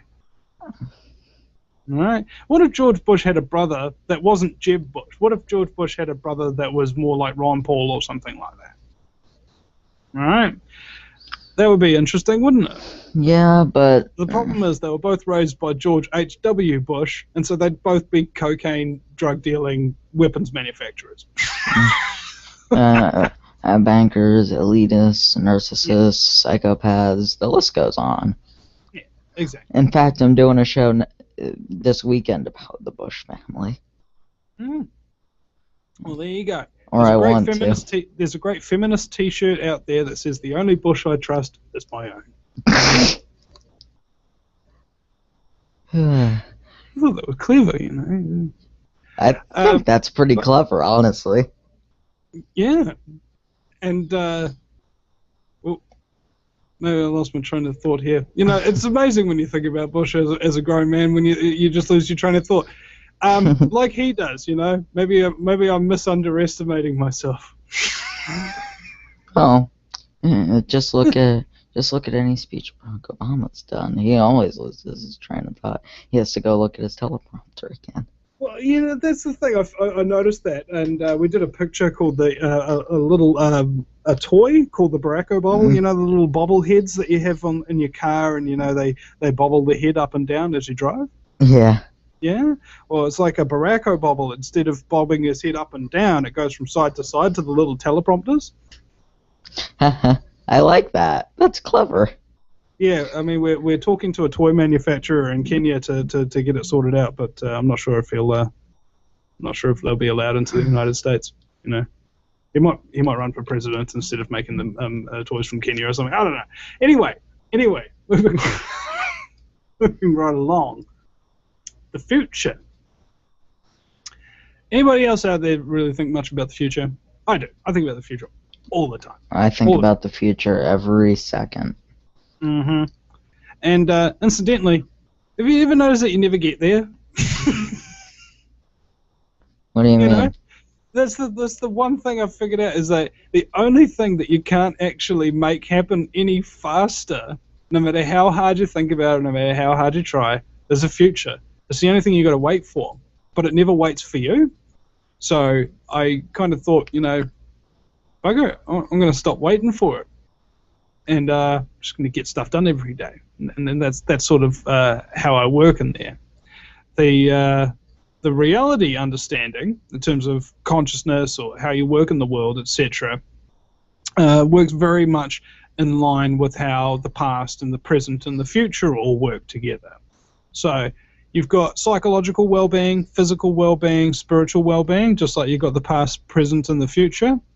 And they all kind of have to be in harmony to a degree in order for them to function properly, right? There has to be a clear past, there has to be a clear present, and there has to be a clear future. How do you clearly define them? Future is something that hasn't happened yet. Present is something that is happening right now. And past is something that you cannot change. You can look at the past and you can get lessons from it, and you can use it as a predictive program for future events. But you can also change those future events in the present, right? Real so quick, this is how it works, is that you can take control. You really can physically take control of the present moment and change them via sheer act and will. And that power, that really, really massive power that we all have to do something right here, right now, you could, if you're listening to this, you could just suddenly turn it off and, I don't know, smash your computer with a sledgehammer or something. Doesn't necessarily matter, preferably not something destructive, but it's just an example of how you can be thinking you're just doing one thing, one normal thing, and then just totally change direction and make a huge, massive difference, a huge, massive impact, okay? And smash all of the things that you thought were going to happen to bits, all right? That's what the future is to me, something that has not happened yet and may never happen. Kind of like they talk about in that Will Smith movie After Earth. Fear is a choice. All right, danger's real, but fear is a choice, because fear is something that comes at you, and you can deal with it. You can choose how to react to it, because whatever you're afraid of does not at present hurt you, and may not ever hurt you. That's why it's a choice, because it's not actually happening. It's not real. The dark occultists and people who've been studying, stuff from ancient Egypt all the way up till now, since the time of King Solomon, know that this power exists, and they've set about creating a system to prevent you from realizing you have that power too. That's how they maintain control of you. It's the easiest way to control anybody, is convince them that they have no power to change their situation. Oh, it is what it is. Oh, there's nothing I can do about it. Oh, well, I'll just accept my fate. Don't accept it, fight back. Yeah. And that's the worst thing that's gonna happen to you is you're gonna die and be more free anyway. I don't know. I don't see death as freedom. Otherwise, if you really see death as freedom, and you're actually campaigning during your life for freedom, then why haven't you killed yourself yet? If that's your conclusion, you see, it doesn't equate, does it? That's it's kind fair. of like the New Agers who believe that there's no such thing as good or evil, right? That's false. And I say to them, okay, why do you make health products and try to benefit people's lives if you don't believe in either good or evil? Why are you doing good if you don't believe it exists? All right? See, a lot of people don't practice what they preach is because they don't try themselves on it. They don't question themselves. There's a interesting analogy called the Ballad of the Cosmic Schmuck. I'm not sure if you've heard this. You know what cosmic schmuck means? I do not, but just to clarify, what I mean by death is free is this life isn't very, our life is controlled. Well, I don't know about you, but I don't think our lives are entirely in control, because we can change things. There's parameters to the box, sure, but we can change things, huge things, in uncontrollable and unpredictable ways, and send out ripple effects that will literally change everything without us even knowing it or having to lift a finger. So, the Ballad of the Cosmic Schmuck. Cosmic meaning big, schmuck meaning idiot. All right, pretty understandable, okay? How do you know if you're the cosmic schmuck? If you never wonder to yourself, if you never stop and sit down and you go, am I the cosmic schmuck? If you've never done that, then you probably are one. And if you're constantly questioning, am I just being the cosmic schmuck? If you're constantly questioning that, it's impossible to turn into the cosmic schmuck.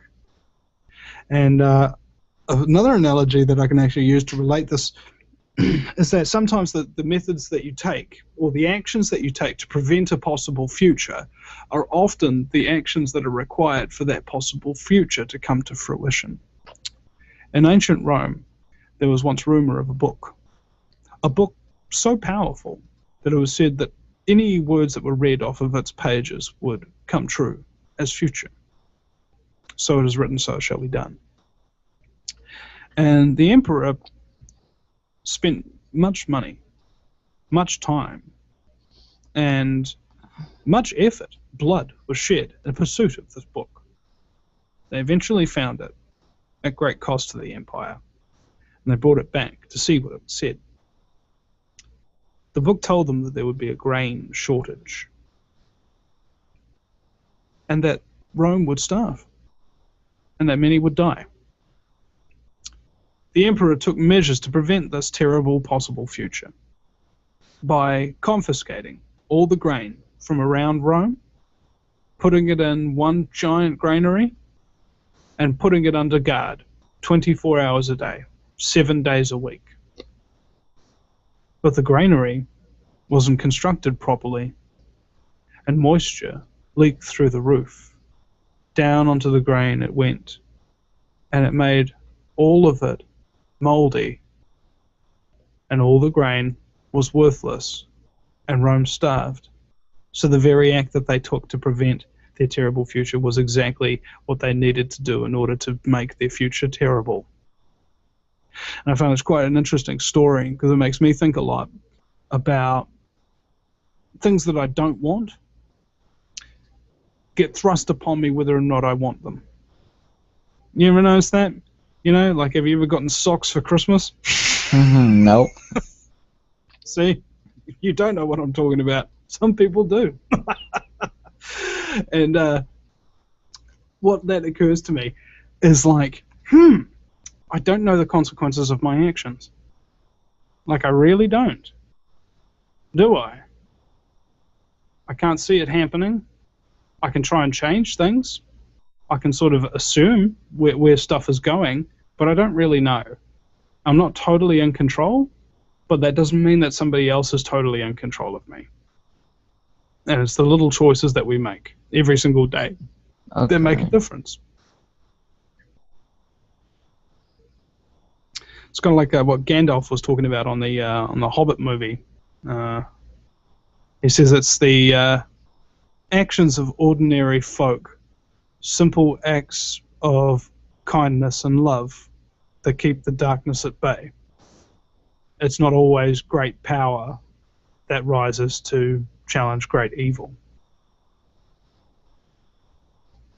I can agree with that. Yeah. There's a lot of things to be said for the benefits of religion and spirituality. You know, God bless them. But personally, I'm incapable of following. You know, and it's not like I'm giving the finger to God and all of that kind of stuff. Quite the contrary. I actually want to honor my God by doing what He would do in my position. If I have skills, I have talents, and I can help God's children, etc., I will, and I do. And then you're following His word. Yeah. And I don't go to church. Neither do I. Bible. Okay, this realization came to me that you will inherently know right from wrong. You don't necessarily need a book to spell it out to you. You know, in your base levels, that what you're doing is right, or if what you're doing is wrong. And even if you're confused about it, there'll be lots of deceivers and everything around, you know, telling you, say, oh, you need to do this or you need to do that in order to become this that you want, etc. All these people who tell you how to achieve your dreams that haven't even achieved theirs yet. You know, I can teach you how to be rich. I can teach you how to have 1 million YouTube followers. How many YouTube followers have you got? 28. That's how many I've got, actually. It's funny. Well, we'll see what happens after the show as well. So I'll put the link up to your YouTube channel and try and give you a help there because, yeah, I reckon we could get you 100 YouTube subscribers, bro. I've got 15,000. If we upload this video to my channel and ask people to go to yours and subscribe, we might get over that 100 mark, and then you'll be able to do a lot more with your show and video and software. Yeah. I'm aiming to get listeners. That's, but thank you for coming on. This is my biggest show ever. Oh well, thank you. I'm 6'4". I'm used to it. I'm the biggest guest ever. I've never had over 8 listeners. In this show, we've had an average of 9. Oh wow. That was just a record breaking there. Yeah. Well, I don't know. I've sort of gone past the live recording thing. Mostly, I just do my stuff pre-recorded and then pop it up on the website, right? So I'm not worried. Not in the least. You know. All the live broadcasts go up as archives. Well, obviously. But anyway, thanks for having me on your little show here. Glad that you're doing quite well, especially for a 15-year-old kid who can't use his arms or legs. one would say that you're a hero, right? In a lot of ways. But fortunately, you've got knowledge of how bad pride is, and you're going to go like, no, I'm not some hero. I'm not something to look up to. I'm way shorter than you in a wheelchair. Which, that is the truth. I am much shorter than most people. Yeah. See, I'm 6'4", and I found out that being tall is a leadership characteristic. Why? Oh. Because people are forced to look up to you. Really much of a choice in the matter.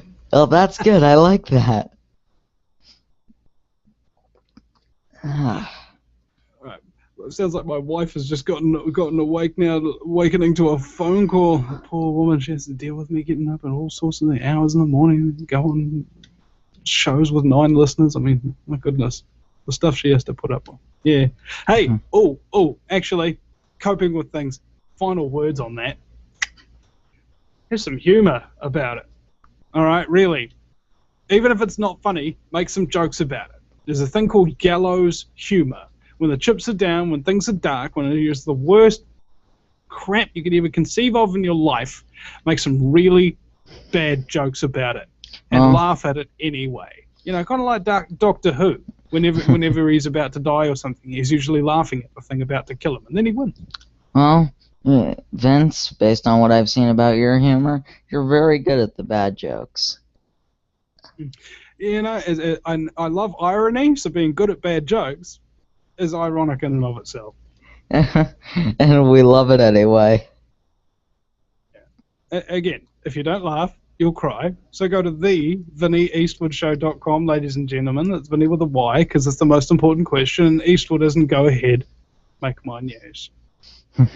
And if you guys liked the content we spoke about on this show, please tune in again, because I plan to have much more content like this coming up in the next few weeks, and hopefully for a long time.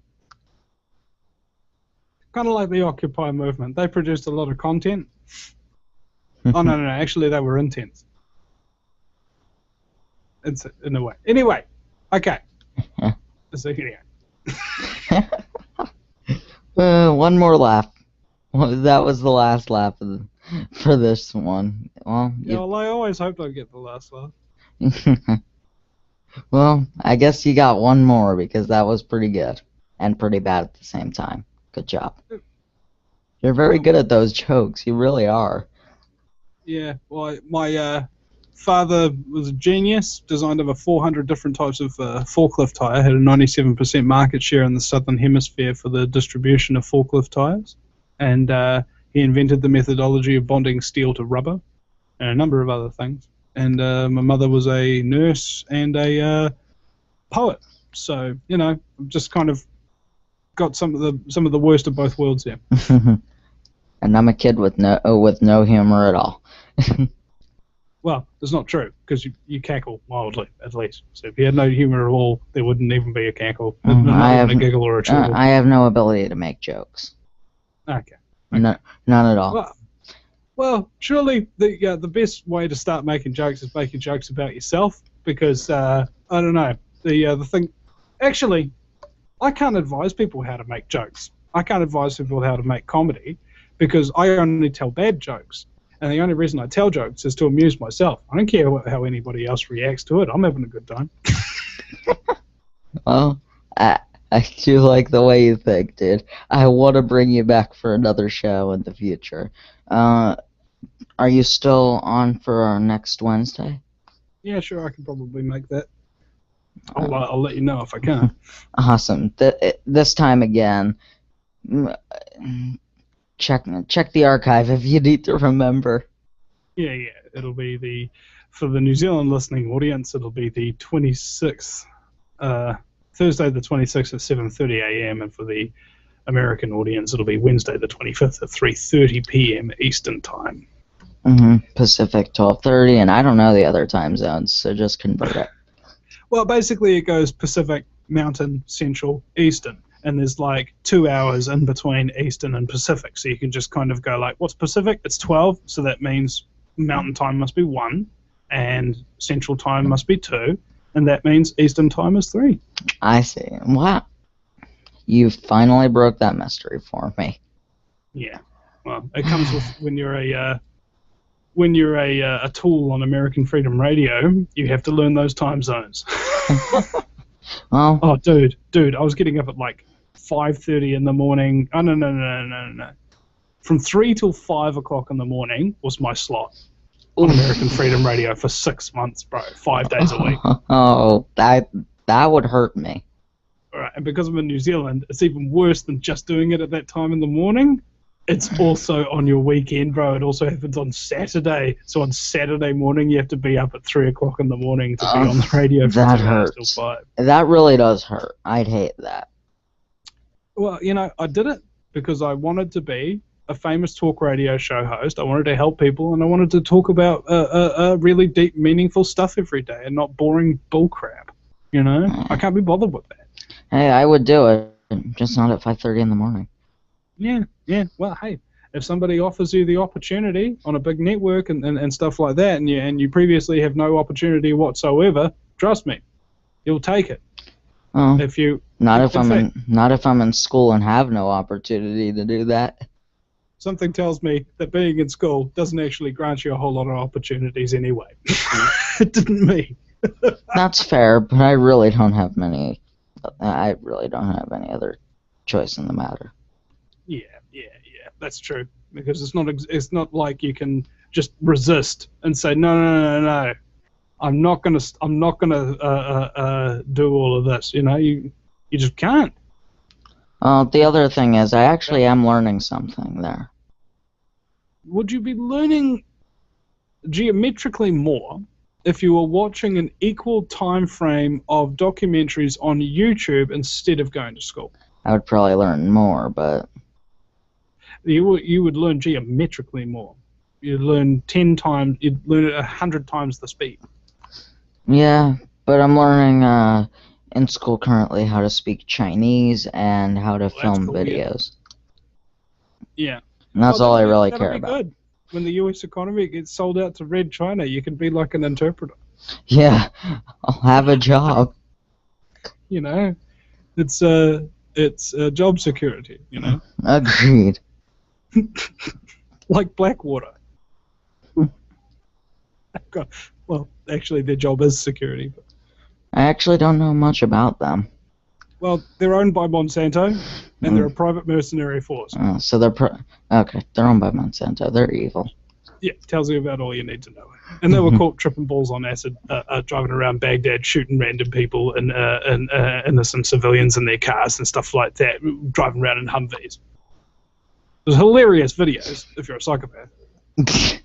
Well, people often tell me that I am. So we'll see. Yeah. But thank you for coming on. I'm out of time. I gotta move out of this chair or my legs are gonna start to go numb. I've been in here for almost 12 hours. Oh, wow, man. Okay. So you go for your life, man. And thank you very much for having me on the show. Thank you for coming on. Also, a reminder for the Vinnie Eastwood show audience, this little YouTube channel here. I need you to go in there. I'm going to post this archive on my website, by the way. But I need you to go into Dylan Wade's YouTube channel and subscribe today. It's The Truth Speaks. So if you go to youtube.com and then you run a search under channels for The Truth Speaks, and we'll have links on the home page.